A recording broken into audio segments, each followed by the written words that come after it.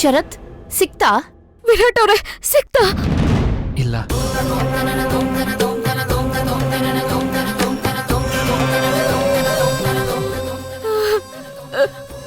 ಸಿಂಧು ಅವರೇ ಅಳ್ಬೇಡಿ, ಸಿಗುತ್ತೆ. ಅಕಸ್ಮಾತ್ ಮಾಂಗಲ್ಯ ಸಿಗ್ಲಿಲ್ಲ ಅಂದ್ರೆ ಪ್ಲೀಸ್ ವಿರಾಟ್ ಅವ್ರೆ ಹೀಗ್ ಮಾತ್ರ ಹೇಳ್ಬೇಡಿ. ಯಾಕದಕ್ಕೆ ಇಷ್ಟೊಂದು ಇಂಪಾರ್ಟೆನ್ಸ್ ಕೊಡ್ತಾ ಇದ್ದೀರಾ? ಅದ್ರ ಬೆಲೆ ಗೊತ್ತಿದ್ದು ಸುಮ್ನೆ ಇರೋದಕ್ ಸಾಧ್ಯನಾ ಹೇಳಿ? ಮಾಂಗಲ್ಯ ಸುಮಂಗಲ್ಯರ ಪ್ರತೀಕ.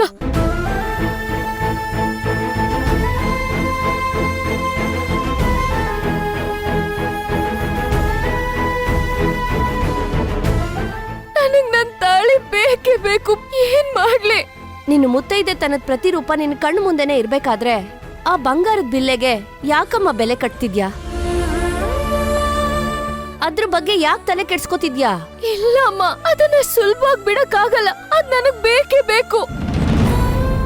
ಅದು ನಿಂಗ್ ಸಿಕ್ಕಕ್ಕಿಲ್ಲಕ್ಕಂತಕ್ಕೋ.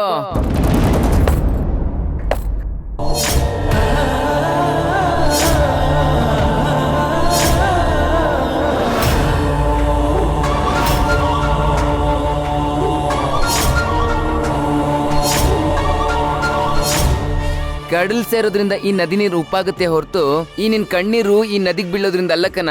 ಕಣ್ಣೀರ್ ವರ್ಸ್ಕ. ಅಯ್ಯ ಅದ್ಯಾಕ್ ಹಂಗ್ ನೋಡಿಯೇ? ಹರಿಯೋ ನದಿಗೆ ಓಡೋ ಕಾಲಿದೆ ಹೊರತು ನೋಡೋ ಕಣ್ಣಿಲ್ಲ. ಆದ್ರೆ ನದಿಯನ್ನೋಳು ತಾಯಿದ ಹಾಗೆ ಎಲ್ರೂ ಮಮತೆ ಕಣ್ಣಿಂದನೇ ನೋಡ್ತಾಳೆ. ಇವತ್ತು ನಿನ್ ಮಂಗಳಸೂತ್ರ ಮಾತ್ರ ಅಲ್ಲ, ಮುಂದೆ ನಿನಗ್ ಬರೋ ಆಪತ್ನು ಈ ನೀರಕ್ ಕೊಚ್ಕೊಂಡೋಗಿದ್ದಕ್ಕಂತಕ್ಕೋ. ನೀವ್ ಏನ್ ಹೇಳ್ತಿದ್ದೀರಾ? ಅದು ಅವನು ನಿನಗ್ ಕಟ್ಟಿದ ತಾಳಿನೇ ಅಲ್ಲ.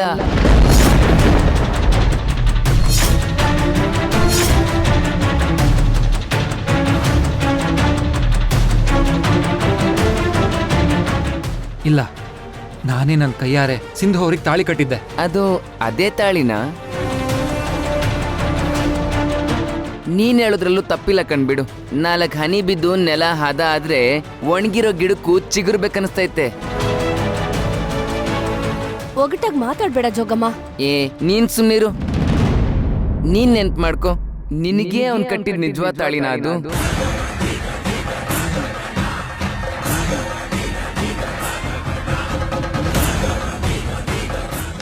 ಆಟ ಇಲ್ಲಿಗೆ ಮುಗೀತು, ನಮ್ಮಕ್ಕನ ಗೆಲ್ಸಾಯ್ತು ಅಂತ ನಾನ್ ಅನ್ಕೊಂಡ್ರೆ ಅಸಲಿ ಆಟ ಈಗ ಶುರು ಆಗ್ತಿದ್ಯಾ?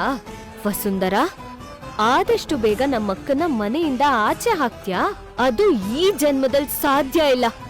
ಯಾಕಂದ್ರೆ ಈ ಸಿಂಧು ಭೈರವಿ ಆ ಕಾಡಕ್ಕೆ ಇಳಿತಿದ್ದಾಳೆ. ನಮ್ಮಕ್ಕನ್ಗೆ ರಕ್ಷಣೆ ಆಗಿ ನಾನಿರ್ತೀನಿ. ಇನ್ಮೇಲೆ ನೀನಾ ನಾನಾ ನೋಡೇ ಬಿಡೋಣ.